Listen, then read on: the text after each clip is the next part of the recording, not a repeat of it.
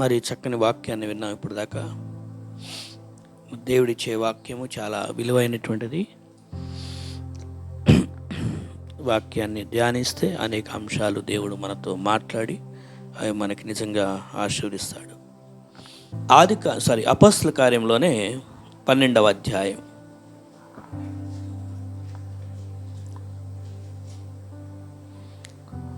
ఈ 12వ అధ్యాయంలో మనం కొన్ని వచనాలు చదువుకుంటూ వాక్యం చెప్పుకుంటూ అలాగా ముందుకెళ్తూ ఉందాము.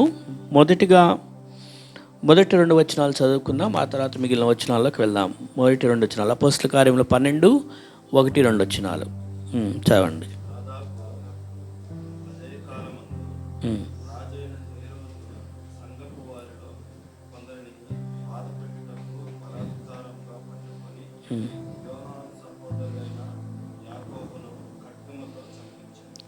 చాలండి. అదే కాలమందు అనే మాట ఉంది. దేవుడు కాలములకు ఆయనే బాస్ అయి ఉన్నాడు. ఏ కాలంలో ఏది జరగాలో దేవుడికి తెలుసు. సమస్త కాలములు దేవుని వశములో ఉన్నాయి. అది ఏ కాలమైనా, ఒక కష్టమైన, ఒక నష్టమైన, ఒక దుఃఖమైన, ఒక బాధ అయినా, ఒక సంతోషమైన, ఒక ఇంకేదైనా కూడా, ఎలాంటి కాలమైనా అది ఆయన అనుమతి లేకుండా ఉండదు. సమస్త కాలములకు ఆయనే బాస్ అయి ఉన్నాడు. అంటే కాలములు ఆయన స్వాధీనంలో ఉన్నాయి. ఇక్కడ అదే కాలమందు అనుకున్న సమయం ఏంటి అంటే, ఇది సంఘము స్థాపించబడినటువంటి దినాలవి, ప్రారంభ దినాలు. దేవుని సువార్త వెలజల్లబడుతూ అనేకమైనటువంటి వారు సువార్త తెలుసుకుంటున్నారు. దేవుని అప్పుడు దాకా యూదులైతేనేమో ధర్మశాస్త్రాన్ని పాటిస్తూ వచ్చేవారు, మోషే ధర్మశాస్త్రాన్ని, అందులో ఉన్న బలులు, అర్పణలు, బలియాగాలు, ఆజ్ఞలు, సూత్రాలు అన్నీ. మిగిలిన వారు వేరే దేశాల వారు, వేరే ప్రాంతాల వారు, వేరే జాతుల వారు, వారి ఏదైతే పాటించుకుంటూ ఉన్నారో ఆ విగ్రహార్పణలు అవి చేసుకుంటూ ఉన్నారు. అయితే అపొస్తలుల కార్యం 2వ అధ్యాయం నుండి చూస్తే సంఘము జన్మించడం జరిగింది. అపొస్తలుల కార్యం 2వ అధ్యాయంలో సంఘము జన్మించబడిన దగ్గర నుంచి ఒక్కొక్కరికి సువార్త అందుతూ ఉన్నదిక వివిధ ప్రాంతాలకు చేరుతూ వచ్చింది. ఆ క్రమంలోనే 10వ అధ్యాయం కూడా ఇందాక బ్రదర్ గారు చెప్పారు, ఇందాక జాన్ బ్రదర్ గారు చెప్పిన వాక్యంలో కొర్నేలి యూదుడు, అక్కడికి కూడా సువార్త వెళ్ళటం జరిగింది. ఇలాగా యూదులైన వారు, కొర్నేలి అన్యుడు, మీరు కరెక్ట్ చేయండి, సరి చేయండి, మీరు కరెక్ట్గా వింటున్నారా? కొర్నేలి అన్యుడు. అప్పుడు దాకా సువార్త వేరే వాళ్ళకి అందింది. తర్వాత దేవుడు దర్శనంలో మాట్లాడటం, పేతురుని అక్కడికి పంపించడం. ఈ కృప కేవలం యూదులకు మాత్రమే కాదు, కృప ద్వారా అన్యులు కూడా రక్షణ పొందుతారు. యేసుక్రీస్తు వారు మరి అందరి కొరకు చనిపోయారు కాబట్టి సువార్త అన్యుల దగ్గరకు కూడా చేరాలని చెప్పి అలాగ కూడా ఆ కొర్నేలి ఆ తర్వాత అలా విస్తరిస్తూ దేవుని దగ్గర సువార్త విస్తరిస్తాం. దేవుని సువార్త అనేది అలా విస్తరిస్తూ ఏం జరిగింది అంటే అందరు నమ్ముకుంటున్నారు. ఆ టైంలో ఇంకా మిగిలిన వారు యూదులు, అలాగే మిగిలిన వారు కొందరు మత పెద్దలు కానీ, ఆ రాజకీయ గవర్నమెంట్ పెద్దలు కానీ, వారంతా కూడా ఈ యొక్క సువార్త సేవను ఆపేయాలని చాలా రకాలుగా ప్రయత్నాలు చేశారు. అందుకని ఆ అపొస్తలుల కార్యం 12వ అధ్యాయంలో 1-2 వచనాల్లో ఏమని రాస్తుంది? రాజైన హేరోదు సంఘపు వారిలో కొందరిని బాధ పెట్టుటకు బలత్కారముగా పట్టుకొని ఏం చేశాడంటే యాకోబుని ఖడ్గంతో చంపించాడు. ఎందుకు చంపించాడు అంటే 3వ వచనంలో కూడా కారణం కూడా ఇంకొకటి ఉంది. ఏంటది?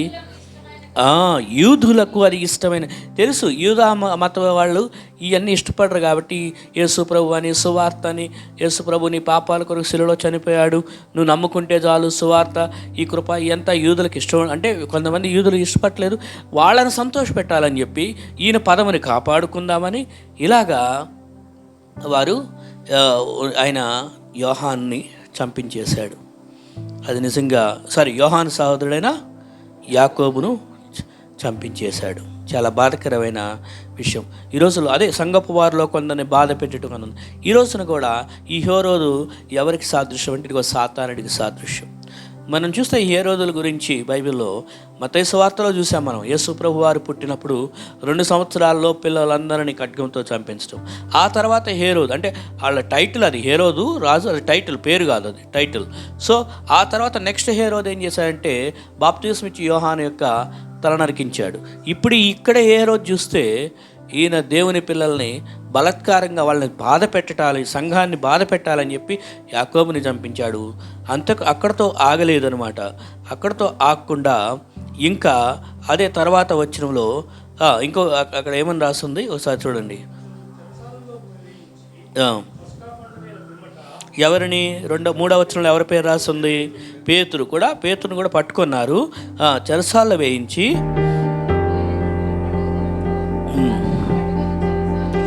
చాలండి, అక్కడ పేతురుని కూడా చెరసాల్లో వేయించడం జరిగింది. ఎందుకని ఇక నెక్స్ట్ ఈ పండుగ అయిపోయాక ఆ పేతురుని కూడా చంపిస్తే యూదులందరూ సంతోషిస్తారు, నా పదవి బాగుంటుంది, అందరూ నన్ను ఇష్టపడతారు, నా పదవి నేను కాపాడుకున్న వాడిని అవుతాను అని ఇలాగా వాడి అధికార దాహము, ప్రజలను సంతోషపెట్టాలనుకోవడం ఇలాగ చేస్తాం. కానీ దేవుని పిల్లలు మాత్రం దేవుడు బాధలు పెడుతూ, అంటే దేవుని కొరకు బాధలు అనుభవిస్తూనే వచ్చారు, చెరసాల్లో వేయబడ్డాడు. మనం కూడా దేవుని పిల్లలంగా ఉన్నప్పుడు నీతిగా బ్రతకను ఉద్దేశించిన వారికి అనేక శ్రమలు వస్తాయని బైబిల్లో రాసింది.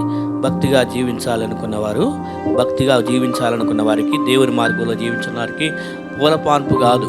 చాలామంది ఏదో చక్కని తివాచి పరిచి గొప్ప పలుకు సన్మానాలు చేస్తారనుకుంటారేమో. దేవుణ్ణి పాటించే వాళ్ళకి లేదు. లోకం ఎప్పుడు కూడా మనల్ని దూషిస్తూనే ఉంటుంది, లోకం ఎప్పుడు కూడా మనల్ని తృణీకరిస్తూనే ఉంటుంది, లోకం ఎప్పుడు కూడా మన మీద ఏదో ఒక నిందలు వేయాలని చూస్తూనే ఉంటుంది. లోకపు మనుషులు కూడా ఎక్కడ మనల్ని పైకి రాకుండా తొక్కేయాలని చూస్తుంటుంది. దేవుని మార్గంలో నువ్వు ఉన్నావు అని అంటే, దేవుని భక్తిలో నువ్వు ఉన్నావు అంటే, దేవుని యొక్క విధానాల్లో నువ్వు జీవిస్తున్నావంటే సాతానుడు కానీ ఈ లోకము కానీ ఏం ప్రోత్సహించదు. వారింకా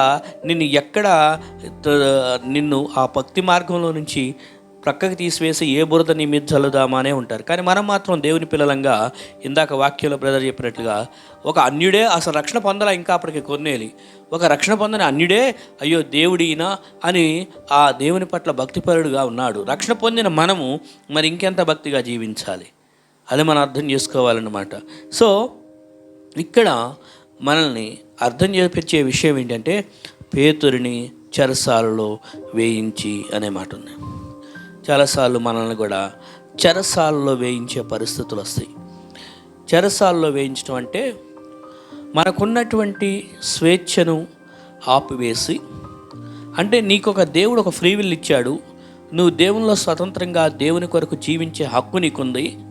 కానీ నువ్వు దేవుని కొరకు జీవించకుండా నిన్ను ఆటంకపరిచి దేవుని రాజ్యం కొరకు నువ్వు ముందుకు వెళ్లకుండా ఆటంకపరచాలని అనేక రకాలైనటువంటి వాడి సంఖ్యలు చెరసాల లాంటివి వేస్తూ ఉంటాడు. ఈ చెరసాల్లో ఉన్నప్పుడు ఏంటంటే లోపల లిమిట్ అయిపోయి ఉంటాం, బయటకు రాలేము కదా. సో కొన్ని రకాలైనటువంటి పరిస్థితులు సాతానుడు కల్పిస్తాడు నీకు. ఇక్కడ లిటరల్గా జైల్లో వేయించాడు, కానీ మనకిప్పుడు ప్రస్తుత కాలంలో లిటరల్గా జైల్లో వేయించనక్కర్లేదు. వాడు ఏం చేస్తాడంటే కొన్ని పరిస్థితులు కల్పిస్తాడు మన లైఫ్లో. ఆ పరిస్థితులు కల్పించినప్పుడు అవి మనకి ఏమైపోతాయి అంటే చెరసాల లాంటి పరిస్థితులు అయిపోతాయి.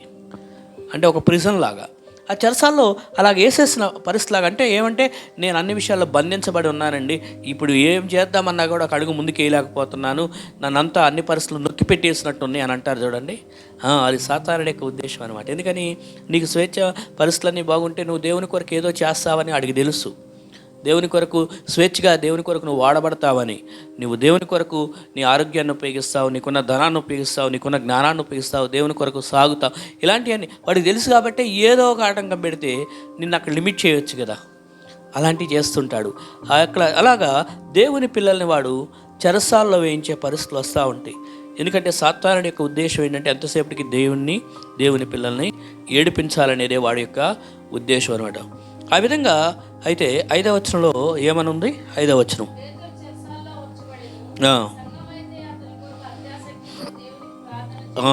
అది గొప్ప విషయం.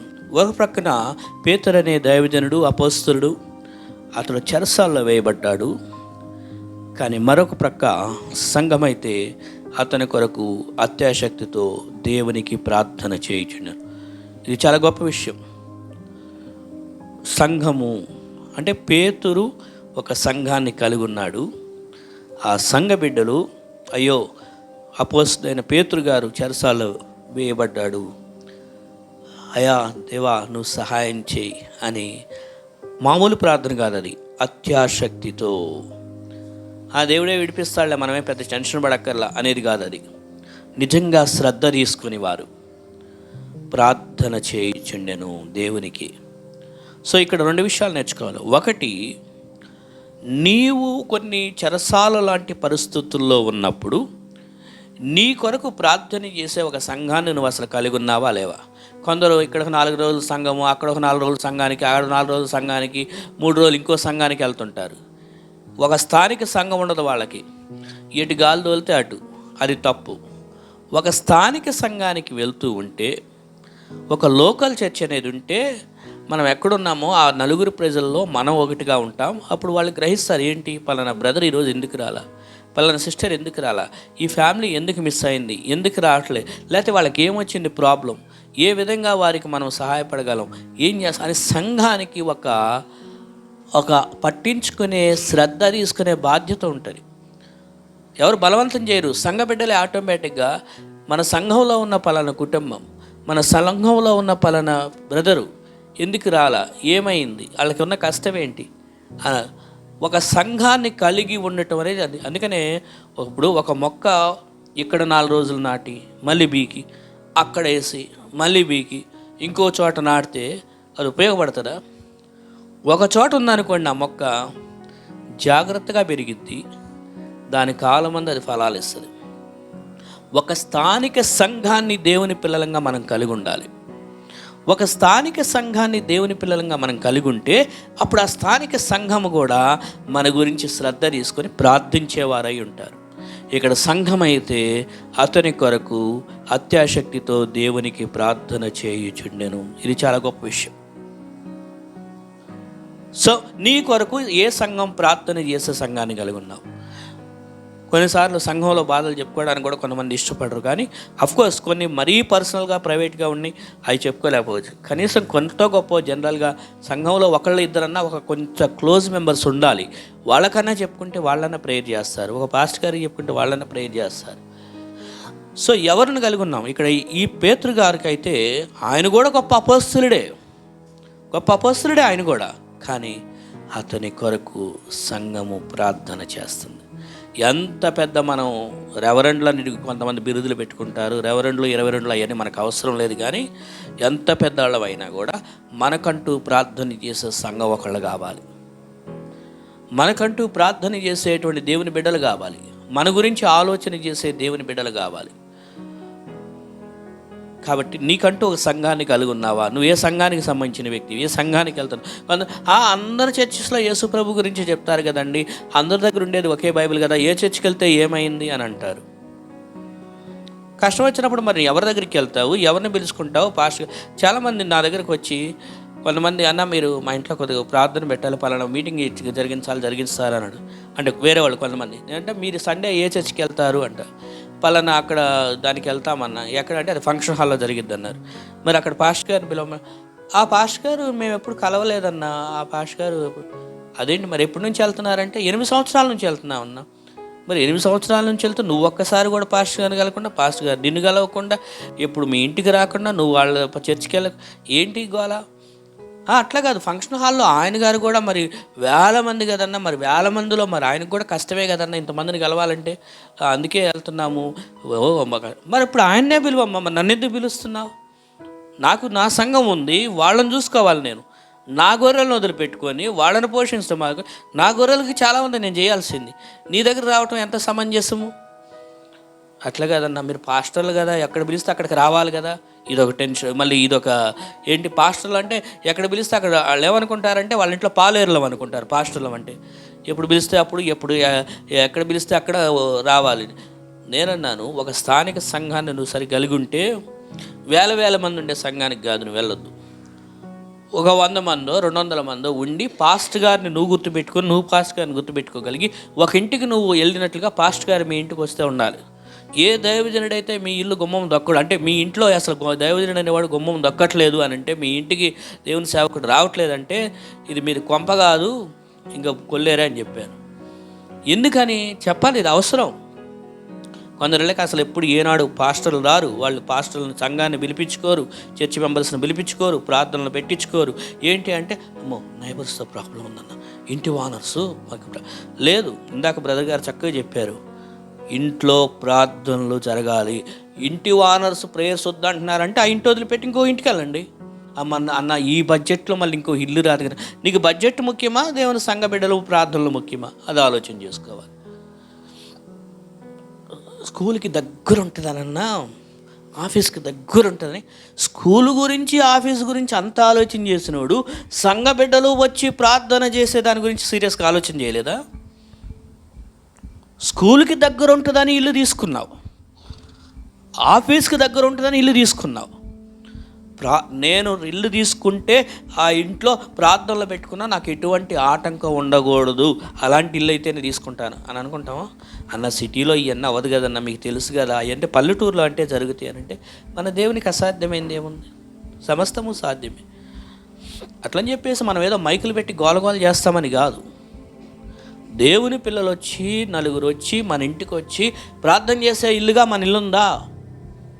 అక్కడ సంఘం అయితే అతని కొరకు ప్రార్థన చేస్తుంది. దేవుని సంఘం అనేటువంటిది ఒకటి అంటూ నీకుందని మర్చిపోవద్దు. ఇంకోటి, పాస్టర్ గారు ఎవరి పర్సనల్ సొమ్మో కాదు. పాస్టర్ గారు మీరు వాళ్ళ ఇంటికి వెళ్ళొద్దు, మా ఇంటికి నో. పాస్టర్ గారు అందరింటికి వెళ్తాడు. ఆయన ఇంటికి వెళ్ళాలి, ఆయన ఇంటికి వెళ్ళాలి, ఆయన ఇంటికి వెళ్ళాలి, ఆయన ఇంటికి వెళ్ళాలి, అందరికీ పాస్టర్ గారు. మీకు వేరే బ్రదర్ అవసరం లేదేమో చర్చిలో, ఒకవేళ మీకు వేరే సిస్టర్ అవసరం లేదేమో, కానీ పాస్టర్ గారు నాకు అవసరం, వాళ్ళకి నేను అవసరం, నేను వాళ్ళకి, అంటే నేను దేవుడిని అని చెప్పట్లా, దేవుని ప్రార్థన చేయడానికి నేను వెళ్ళాలి ఆ గుమ్మానికి. సో ఇక్కడ విషయం ఏంటి అంటే, నీకంటూ ఒక సంఘాన్ని కలిగి ఉండాలి. ఆ సంఘం నీ కొరకు ప్రార్థన చేసే సంఘమై ఉండాలి.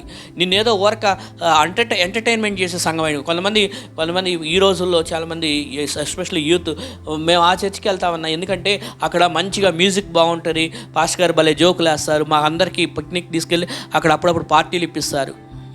మంచిది, పార్టీలు ఇప్పిస్తారు. అది మరి ప్రార్థన వాక్యము ఎంతవరకు ఎదుగుతున్నారు అని ఒకసారి నేను అపోస్తల కార్యం 32వ అధ్యాయంలో 16వ వచనం చదువు అన్నాను. ఆయన చూసి అది అన్న చూసి అప్పుడు అన్నారు, అన్న 32వ అధ్యాయం లేదు కదన్న. మరి ఏం నేర్చుకున్నావు ఇంతకాలం? ఏం జరిగింది అంటే, సంఘానికి వెళ్తూ ఉన్నాం కానీ వాక్యంలో విషయాలు నేర్చుకో అంటే, నేను జస్ట్ ఎగ్జాంపుల్ చెప్తున్నా. అలాగా యేస్కియా ఆయనకు కుష్టి వ్యాధి రాగా, ఆ యొక్క కుష్టి వ్యాధిలో దేవుడు ఏం చేశాడంటే 4 రోజుల తర్వాత ఆయన సమాధిలో నుంచి పైకి లేపుకొచ్చాడు అని చెప్పినప్పుడు, అబ్బా ఎంత గొప్ప విషయం అన్న. మా భాస్కర్ కూడా ఆ వాక్యం చెప్పారు. అప్పుడు యేస్కియా కాదు, అది తప్పు, సరిగా ఆలోచన చేయి. లాజరు చనిపోతే 4 రోజులు అంటే టెస్ట్ చేయడానికి కొన్నిసార్లు మనం అంటే ఎందుకు ఇవన్నీ అంటే, స్కూల్కి వెళ్ళే పిల్లోడి విషయంలోనే మనం ఎంతో ఆలోచన చేస్తాం. నా పిల్లలకి మంచి మార్కులు రావాలి అని. 2 మార్కులు తగ్గితే ఆ 2 మార్కులు ఎందుకు తగ్గినాయి మనం ఆలోచన చేసినప్పుడు, అంటే ఈ వాక్యాన్ని నేనేదో కంటత పెట్టమని చెప్పట్లా. ఆదికాండం నుంచి ప్రకటన దాకా మీరు అన్ని వచనాలు, అన్ని అధ్యాయాలు మీరు గుర్తుపెట్టుకోవాలని నేను చెప్పట్లా. కారణం ఏం చెప్తుందంటే, ఇందులో ఉన్న సారాంశము, దేవుడు సత్యాన్ని మనకి ఏం బోధిస్తున్నాడు, ఇందులో ఉన్నది మనం చేస్తున్నామా. ఇందాక బ్రదర్ చెప్పినట్లుగా వాక్యాన్ని విని పాటించేది అదనమాట. సో ఇక్కడ సంఘం అయితే అతని కొరకు అత్యాశక్తితో దేవునికి ప్రార్థన చేయుచుండెను. నీ కొరకు ప్రార్థన చేసే సంఘాన్ని కలిగి ఉన్నావా? నేనేదో ఊరక ఆటపాటలతో ఎంటర్టైన్మెంట్ చేసే సంఘానికి నువ్వు వెళ్తున్నావా? అది గుర్తుపెట్టుకో. తర్వాత ఏదేమైనప్పటికీ ఆ చెరసాల్లో ఉన్నాడు. సంఘాల్లో ఆ యొక్క పేతురు, అపోస్తల కార్యం 12వ అధ్యాయంలో పేతురు చెరసాల్లో ఉన్నప్పుడు 6వ వచనం నుంచి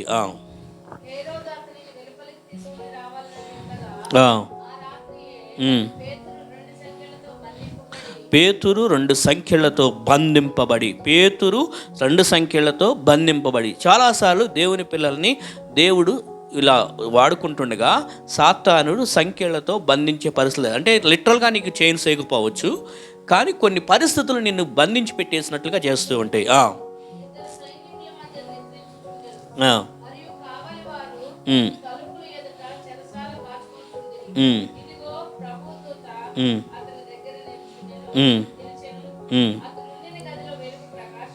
ఉమ్, ఉమ్, ఉమ్, ఉమ్. చాలండి.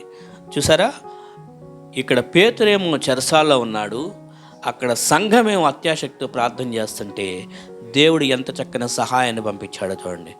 దేవుడు దూతను పంపించి, అక్కడ సైనికులు ఉన్నారు, అన్ని లోపల చాలా రకాలైనటువంటి సెక్యూరిటీ విధానాలు ఉంటాయి. అయినా ప్రభు దూత పేతురుని తట్టి లేపగా సంఖ్యళ్ళు అతని చేతుల నుంచి ఊడిపడెను. నువ్వే సంఖ్యలలో బంధించబడి ఉన్నావో, కానీ నీ కొరకు సంఘం ప్రార్థన చేస్తూ ఉండగా, నువ్వు దేవుని పనిలో నిమగ్నమై ఉండగా, ఇదిగో దేవుడు అద్భుతంగా ఆ సంఖ్యలను ఊడిపడేసేసి నిన్ను స్వేచ్ఛగా చేసే పరిస్థితులు దేవుడు తీసుకురాబోతున్నాడు. కాబట్టి అయ్యో నేను బంధించబడిన పరిస్థితులు నాకు ఎట్లాగా ఏంటినో ప్రార్థనలో గడుపుతూ ఉండగా, నువ్వు దేవుని మీద విశ్వాసం ఉంచగా దేవుడు అద్భుతమైన కార్యాలు, ఎందుకంటే నువ్వు దేవుని పని నిమిత్తం ఉన్నావు, అంటే దేవుని చిత్తంలో ఉన్నావు. దేవుని పని అంటే పాస్టర్లాగా వాక్యం చెప్తూ ఉండటం అని కాదు నా ఉద్దేశం. దేవుని చిత్తంలో నువ్వు జీవిస్తూ ఉంటే దేవుడు నీ కోసం చేసే అద్భుతమైన కార్యాలు. అదే జరిగిందనమాట. తర్వాత ఇక నీ వస్త్రాలు తీసుకో, నడుము కట్టుకో, చెప్పులు తడుక్కో, వెళ్ళు అని చెప్పినప్పుడు ఆ దూత అలా బయటకు తీసుకొచ్చి 2 గుమ్మాలు దాటించి 3వ గుమ్మకు వచ్చాక అప్పుడు ఆయనకు అర్థమైంది, ఓహో దన్ను దూత ఇలాగా దేవుడికి పంపించి దర్శనం నన్ను ఇలా నడిపించాడని. తర్వాత అతను కూడా పేతురు అప్పటిదాకా ఒక రకమైనటువంటి అంటే పూర్తిగా అర్థం చేసుకోవట్లే, కానీ బట్ దేవుని యొక్క నడిపింపును బట్టి విడుదల అయితే జరుగుతూ ఉంది ఆయనకి. అది తెలుసుకోవడానికి తన సృహలోకి రావడానికి కొద్ది నిమిషాలు పట్టింది ఆయనకి. గేట్లు దాటుకుంటే వచ్చేసరికి అప్పుడు అర్థమైంది. ఆ విధంగా తర్వాత పేతురికి తెలివి వచ్చింది. ప్రభుదూత అతను పంపి దేవుడు దూత చేత నడిపించాడని అంతా అయింది. ఇదంతా అయిన తర్వాత 12వ వచనం ఒకసారి చూడండి.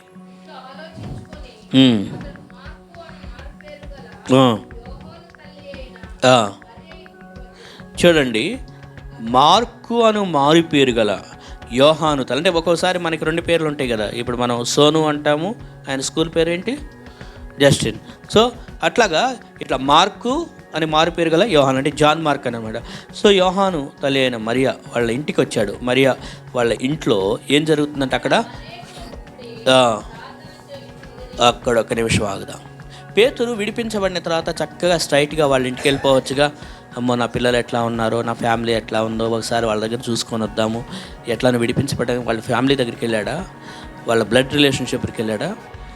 ఫస్ట్ అక్కడికి వెళ్ళలేదు. కానీ ఇగో మరియా అనే ఒక ఇంటికి వచ్చా, వాళ్ళ ఉంది అక్కడ ఆమె ఇంటికి వచ్చాడు. అక్కడ ప్రార్థన అంటే పేతురుకి తెలుసు అక్కడ ఒక సంఘం పలానా ఇంట్లో ఉందని, అక్కడ ప్రార్థనలు జరుగుతుండేవి. మన ఇంటి గురించి ఈ వచనంలాగా రాసి పెట్టబడగలదా? పలానా వారి ఇంటిలో ప్రార్థన, అనేకులు కూడా ప్రార్థన చేస్తుంటున్నారు అని నీ ఇంటిని గురించి రాసుందా? ఏమోలండి ఎప్పుడో ఒకసారి తరచుగా నీ ఇంట్లో అనేకులు కూడి ప్రార్థన చేసే ఇల్లుగా నీ ఇల్లు ఉండాలి. అది ఎవరైనా కూడా ఎప్పుడైనా ఈరోజు పలానా రోజు కదా, ఆ ఇంట్లో ప్రార్థన జరుగుతుంటుందేమో, అక్కడికి వెళ్ళాలి అనే ఆలోచనతో ఉండేటట్లుగా నీ ఇల్లు అందరికి అడ్రస్ చేయాలి. నీ ఇంటిని గురించి ఈరోజు పలానా రోజు కదా, ఆ ఇంట్లో ప్రార్థన జరుగుతుంటుందేమో. ఎందుకంటే పేతురుకి ఈరోజు పలానా రోజు నేను అక్కడికి వెళ్తాను, అక్కడ ఖచ్చితంగా ప్రార్థన ఉంటుంది, ప్రార్థనకి వెళ్దామని. ఇది విడిపించబడ్డాను కదా, చెరసాల్లో నుంచి ప్రాణాపాయం నుంచి తప్పించుకున్నాను కదా అని నా కుటుంబాన్ని చూసుకున్నాను, నా పిల్లల్ని చూసుకున్నాను, అక్కడికి వెళ్ళా. కానీ ప్రార్థన జరిగే స్థలానికి వచ్చాడు. ఆ ఇల్లు ప్రార్థన జరిగే ఇల్లుగా గుర్తింపు కలిగిన ఇల్లు. అలాంటి ఇంటికి ఆయన వచ్చాడు. మన ఇల్లు ఎలాంటి ఇల్లుగా గుర్తించబడుతుంది? మనం ఉంటున్నటువంటి గృహము ప్రార్థనలు జరుగుతున్న, అనేకులు కూడా ప్రార్థనలు జరుగుతున్న గృహంగా ఉంటుందా? అనేకులు చేరొచ్చి ఈ రోజుల్లో పార్టీలు చేసుకుంటున్న ఇల్లులాగా. పార్టీలు అంటే నా ఉద్దేశంలో కొంతమంది వేరే వేరే పార్టీలు పెట్టుకుంటారు. అలాంటి పార్టీలు, లేకపోతే క్రికెట్ కోసం నా ఫ్రెండ్స్ అందరూ వచ్చి మా ఇంట్లో చేరి వీకెండ్స్లో మేము క్రికెట్ చూస్తామండి అని అంటారు. అలాంటి ఇల్లుగా తయారవుతుందా? లేకపోతే కొంతమంది వేరే వేరే ఒక మీటింగుల కోసం, వేరే వాటి కోసం ఇల్లు ఉపయోగించుకుంటారు. అలాంటి ఇల్లుగా ఉందా? తప్పు. దేవుని సంఘ బిడ్డలు వచ్చి నీ ఇంట్లో ప్రార్థనలు చేసేటట్టుగా నీ ఇల్లుందా? ఎక్కడైనా ఎప్పుడైనా సంఘ సభ్యులైన వారు ఈరోజు పలానా రోజు కదా, లేకపోతే పలానా ఇంటి దగ్గర ఈరోజు ప్రార్థన జరుగుతుంటారేమో, నేను వెళ్ళాలి అని రాగలుగుతున్నారా? నీ ఇల్లు ఇల్లుగా ఉంది. సో ఒక ఇంటి లిటరల్ ఇల్లు అదొకటి, ఇంకోటి నీ యొక్క గృహము కూడా, నీ హృదయం కూడా దేవుని ఇల్లు, ప్రార్థనలు చేస్తున్నటువంటి ఇల్లుగా మన ఇంట్లో కూడా మన హృదయంలో ప్రార్థనలు చేస్తూనే ఉండాలి దేవునికి. ఇంకా చెప్పుకుంటూ వెళ్తే ఇంకా చాలా విషయాలు ఉన్నాయి. ఏదేమైనప్పటికీ ఇక సమయం లేదు కాబట్టి ఈరోజు మనం నేర్చుకునే విషయాలు ఏంటంటే, ఒకటి, హేరోదు లాంటి స్వభావం కలిగిన మనుషులు నీ చుట్టుప్రక్కల ఉంటారు. వాళ్ళు ఎంతసేపటికి కూడా నీకు కీడు చేయాలి, హాని తలపెట్టాలనేటువంటి జనాలు. వాళ్ళ పదవి కాపాడుకోవడం కోసం వాళ్ళు ఏదో గొప్పవాళ్ళు అవ్వాలని చెప్పేసి ఇతరులను సంతోషపరిచే కార్యాలు ఏముంటాయో చూడటానికి నిన్ను దాని కొరకు బలిగా వాడుకుంటారు, నిన్ను ఒక స్కేప్ గోట్గా వాడుకుంటారు. కానీ నువ్వు దేవుని బిడవైతే భయపడవలసిన పని లేదు. నీ పక్షంగా ప్రార్థన చేసే సంఘం అంటూ ఒక సంఘం ఉంటే ఖచ్చితంగా నీకు సహాయం దేవుడు అందజేస్తాడు. నీవు ఆత్మీయంగా నడుస్తూ నువ్వు దేవుని చిత్తం. ఇక్కడ పేతురు, యోహానులు ఏదో వాళ్ళ నేరం చేస్తే, దొంగతనం చేస్తే, ఇంకేదైనా వ్యభిచారం చేస్తేనో చెరసాల్లో వేయబడలేదు. అర్థమైందా? వారు చెరసాల్లో వేయబడిన కారణం ఏంటంటే దేవుని పనిలో ఉన్నారు. వారు దేవుని పనిలో ఉండగా ఈ లోకం చెరసాల్లో వేసింది వాళ్ళని. నువ్వు ఒక కీడు అనుభవిస్తున్నావు అంటే అది దేవుని నిమిత్తం ఒక శ్రమ అనిపిస్తే అది నీకు మేలే అవుతుంది.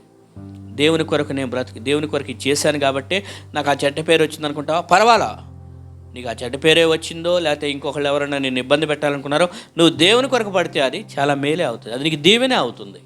సో దేవుని కొరకు శ్రమ పడే విషయంలో భయపడవద్దు. అమ్మో నేను దేవుని కొరకు చేస్తే వాళ్ళు నన్ను ఇంకేమైనా చేస్తా, నో, డోంట్ వరీ. నువ్వు దేవుని కొరకు చేసే విషయంలో దేవుడు ఉన్నాడు చూసుకోవడానికి, నిన్ను విడిపించడానికి. అలాగే నీ కొరకు ప్రార్థన చేసే సంఘం ఉంది. అలాంటి సంఘంగా నీ ఇల్లుందా? ఒకటి. అలాంటి ప్రార్థన జరిగే స్థలానికి నువ్వు వెళ్తూ ఉన్నావా? రెండొకటి. విడిపించబడ్డాను కదా, ఇక వెళ్ళి జాలీగా నా ఇష్టం వచ్చినట్టు ఉంటాను అని పేతురు అనుకోలేదు. కానీ ప్రార్థన జరుగుతున్న స్థలానికి వెళ్ళాడు. మన జీవితాల్లో కూడా ఆ విధంగా దేవుని కొరకు సమయాన్ని కేటాయించే వరంగా, ప్రయారిటీ దేవునికి ఇచ్చే వరంగా మన జీవితాల్లో. నువ్వు ఉద్యోగం చేసుకుంటున్నావా? మంచిదే. నీవు సంపాదించుకుంటున్నావా? మంచిదే. చదువుకుంటున్నావా? మంచిదే. ఇంకేదైనా చేస్తున్నావా? కానీ అవేవి కూడా దేవుని కన్నా ముఖ్యం కాదు. అందుకనే ప్రతిరోజు ఖచ్చితంగా దేవునితో నువ్వు గడిపే సమయమే నీ జీవితం మొత్తం కూడా నీకు ఆశీర్వాదకరంగా మారింది. పర్సనల్గా నువ్వు ప్రేయర్లో స్పెండ్ చేయాలి, పర్సనల్గా వాక్యం చదువుకోవాలి, సంఘంలో నీవు సమయం గడపాలి దేవుని వాక్యాలతో, సంఘ బిడ్డలతో, సహవాసంలో, వాక్యముతో. ఈ రెండు ఎప్పుడైతే నువ్వు కలిగి ఉంటావో ఆటోమేటిక్గా నీ లైఫ్ని ఆశీర్వాదాలు నీ కొరకెత్తుకుంటూ వస్తాయి. కానీ నువ్వు పరుగులు తీసుకుంటే ఎక్కడికో వెళ్ళనక్కర్లేదు. అది దేవుడిని పక్షంగా గొప్ప కార్యాలు చేస్తాడు. అటువంటి కృప ఇక్కడ చేరవచ్చిన మనకి దేవుడు దయచేయను కాక. రమేష్ బ్రదర్ ప్రార్థన చేస్తారు, ఆ తర్వాత మనం బలలో పాల్గొందాం. మరి చక్కని వాక్యాలు విన్నారు. విన్న వాక్యాన్ని ఇంటికి వెళ్ళాక ధ్యానించండి. ఏ అధ్యాయాలు చదివారు, ఏ వచనాలు చదువుకున్నాం, ఏం విన్నాం, అందులో ఏముంది, పదే ఆలోచన చేస్తే అది మనకి ఏమైందంటే వాక్యమే మనకి ఆ యొక్క ఆత్మీయతలోనికి మనల్ని తీసుకువెళ్ళేదిగా ఉంటుంది. ఓకేనా? ఖచ్చితంగా ఆ హ్యాబిట్ మాత్రం అలవాటు చేసుకోండి. ఇంటికి వెళ్ళాక వారం రోజుల్లో కూర్చొని ఈ ఆదివారం ఏం వాక్యం దేవుడు మనతో మాట్లాడాడు దాని గురించి చర్చించుకోండి. అలాగే ఇంట్లో మీ పర్సనల్గా కూడా ప్రేయర్ చేసుకోండి. భార్యాభర్తలు, ఫ్యామిలీ కలిసి ప్రేయర్ చేసుకోండి. మేము కలిసి చేసుకుంటున్నాం కదా అన్నని పర్సనల్గా చేసుకోవడం మానేయద్దు. పర్సనల్గా ప్రేయర్ చేసుకోవాలి, కలిసి కూడా ప్రేయర్ చేసుకోండి. ఇవన్నీ మీరు మనందరం కూడా ఇప్పటి నుంచే అలవాటు చేసుకోకపోతే రేపొద్దున కొన్ని పరిస్థితులు వచ్చినప్పుడు మనం బలహీనం అవుతాం.